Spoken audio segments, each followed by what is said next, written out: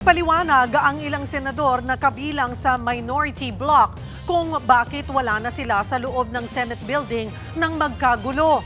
Ikinadismaya naman ng isa sa kanila ang anyay pamumulitika ng ilan dahil lang umuwi sila ng maaga.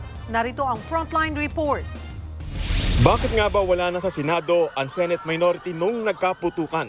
Ang unang obvious na sagot diyan ay tapos na kasi ang sesyon. Kumbaga, uwian na. Sa ibang panayam kay Senator Erwin Tulfo, sinabi niyang napaagang kanilang pag-uwi dahil sa nangyaring pagbabago.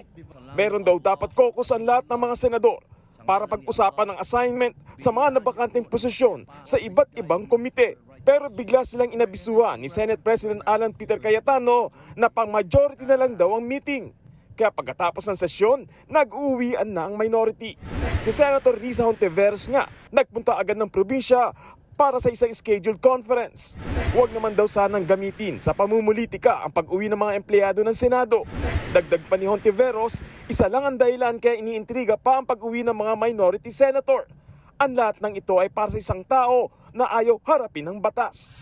Sa Facebook Live ni Hontiveros, nanawagan siyang ibalik ang reputasyon at integridad ng Senado matapos maging katatawanan. Kasi ang sakit marinig yun, di ba?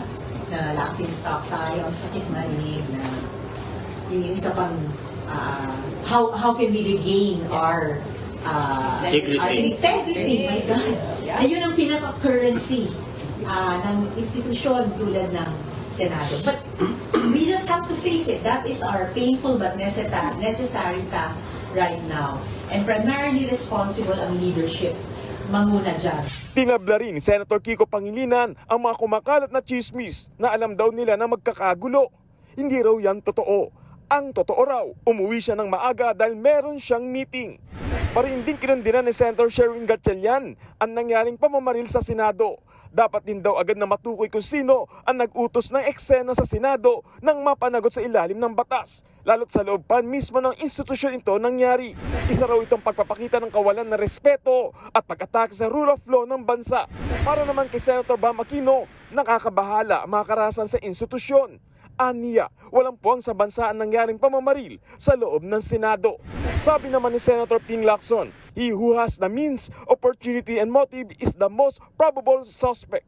Quote unquote.